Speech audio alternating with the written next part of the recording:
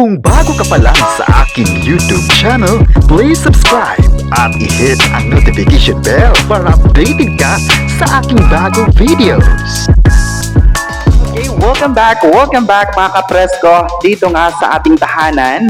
At ngayon pong hapon ng September 18, 2025 ay itutuloy pa natin yung mga kwentuhan dito pa rin sa Presko Balita. Well anyways, ako pa rin si Kenneth at ako ang magbibigay sa inyo ng Preskong Balita.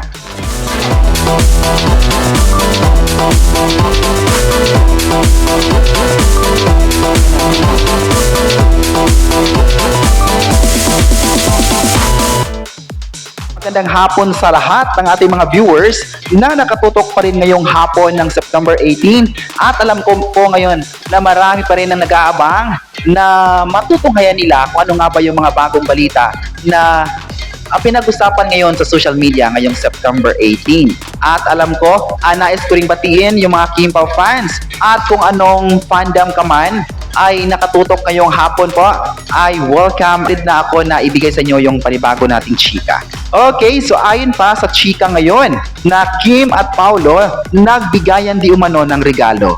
Well, alam ko na ganitong mga eksena na ginawa ng Kimpaw ay talagang pagpifiestahan ng mga netizens, especially yung mga Kimpaw fans. 'Di ba?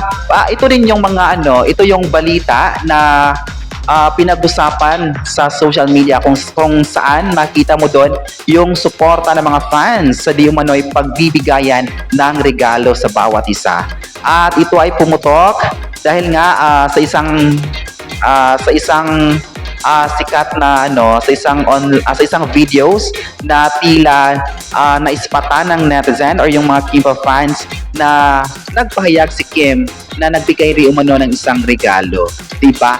At ayon pa sa ilang insider na ang regalo na ito ay itinuring niyang isang pinaka-importanting bagay na naibigay niya kay Paolo Abilino. At hindi lang si Kim ang nagbigay din, kundi si Paolo Abilino na talaga namang pinagpiestahan online ang naging eksena na ito.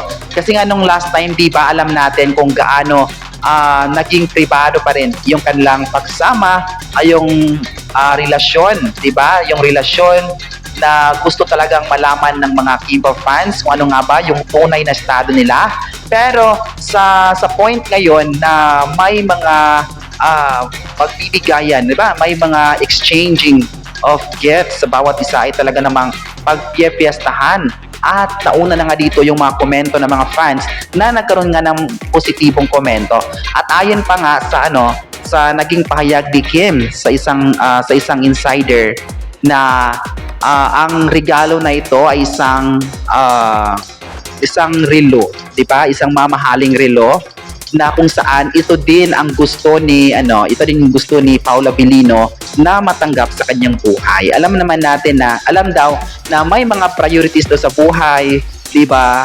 At ito talaga yung itinuring niyang na magandang regalo para sa isang tao. At ito na nga na binigyan daw di umano ito ng relo, 'di ba? Exciting. At pati rin si Paolo Abilino ay may nakatanggap din siya ng isang ay binigyan ni Paolo Abilino itong si Kim Chiu ng isang bag. Diba? Isang bag. Na isa ito sa mga chika ngayon na pinag-usapan din sa social media ngayong September 18 na talaga namang masaya yung mga Kimpaw fans sa exchange gifts ng bawat kapamilya actors na ito. At ngayon po ay babasahin naman natin kung ano nga ba yung mga komento ng mga netizens sa balitang ito. Alam natin kung positive ba or negative ba ang naging komento ng mga fans. Okay, ayon ng isang netizen, deserve naman ng dalawa ng mga mamahaling bagay dahil mamahaling tao din sila sa industriya. Well, totoo yan. Alam natin kung gaano kahalaga yung pagsama ni Kim at Paulo sa mga proyekto at alam din natin kung gaano minahal ng mga Kimpaw fans ang kanilang iniidolo, diba? At sa balitang may mga exchange of gifts na nangyari sa dalawa ay talaga namang marami sa mga Kimpaw fans ang sisigla at may excite sa kung ano pa yung magagawa nila sa mundo ng showbiz. At ayon naman ng isa pang netizen na sana ay marami pa silang ganap sa showbiz para sasaya palagi ang mga fanay. Yes, alam ko na marami pa talagang aabangan yung mga Kim Pao fans para sa kanilang iniidolo, di ba? Kaya dahil nga din dito yung sa unti-unting mas lumawak, mas naging close ang dalawa at sa mga kilig moments na dala nila, especially ngayon na may mga regalong nagaganap, di ba? Okay, next naman, ayon pa ng isang netizen, ang kanilang pag-yes talaga ang hinihintay ng mga Kim Pao fans. Alam ko na hanggang ngayon, marami pa rin ang gustong malaman kung ano nga ba yung real score ng dalawa. Diba? Kahit naman ako dito ay excited na kung sino man ang unang aamin sa kanila, diba? Sa kanilang mas lumalim na relasyon, na connection sa dalawa. Okay. So yan lang muna ito yung mga komento ng mga netizens online. Well, ngayon po ay alamin naman natin kung ano nga ba yung pulso ng mga fans sa social media. Ayon pa ng isang fan, excited na siya sa mga exchange gift pa ng Kim Pao sa isa't isa. Di ba? So nakaka-excite na makita yung mga idolo nila na parang nagbibigayan, di ba? Mga ganong mga eksena, di ba? Okay, ayon pa ng isang fan, alam naman ng lahat kung gaano pinapahalaga ni Kim at Paolo ang kanilang tandem.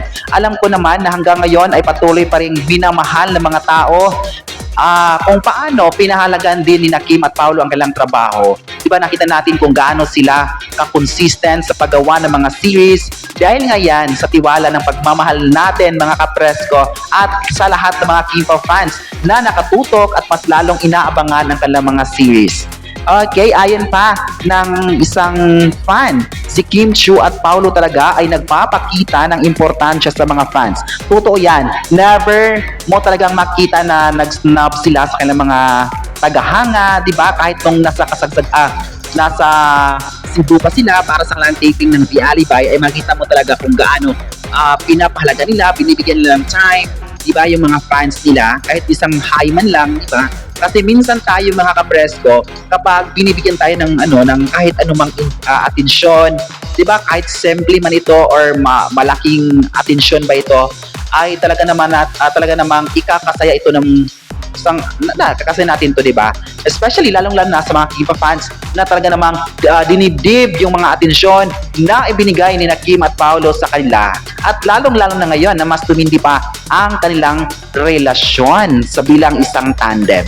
Okay, so marami pa talagang aabangan ng mga ang mga Kim Pao fans at lalong-lalo na yung mga tagahanga ni Kim at Paolo na hanggang ngayon ay patuloy pa ring minamahal, patuloy pa ring pinapanood ng mga Kim Pao fans ang kanilang local na mga projects at hoping na magkakaroon sila ng sunod-sunod na mga international exposures. Diba? Yung una na nga sa publication ng sikat sa Canada at hoping tayo na marami pa silang magagawa sa mundo ng showbiz. Alam ko naman na kayo ay excited na mga kapresko sa mga susunod pang handog ng Kim Pao para sa ating lahat. At yung mga eksena na exchange of gifts ng dalawa ay talaga namang aabangan din kung ano pa yung mga susunod na mga pasabog pa ng Kim at Paolo sa social media, di ba? At alam ko na inaabangan talaga natin ang kanilang mga social media pages na para makita natin kung makuha natin yung access ni Kim at Paolo sa kanilang ganap sa buhay. Okay, so ngayon pong hapon ay ito lang muna yung ibigay natin at bukas po ay another pasabog na naman ang ibigay ko para sa September 19, 2025. Kayo mga kapresko, ano ang masabi nyo na may naganap na bigayan umano ng regalo sina Kim at Paolo? I-comment na kung excited ba kayo sa mga susunod na ganap ng Kim Pao at huwag kalimutang i-subscribe ang ating YouTube channel.